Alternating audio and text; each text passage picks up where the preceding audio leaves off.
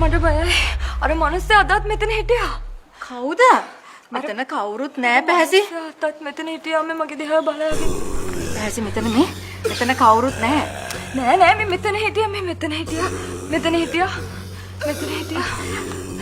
පැහැසි මේ අහන්න මෙතන කවුරුත් නෑ මං ඉන්නවනේ බය වෙන්න දෙයක් නෑ. ඇයි මේ?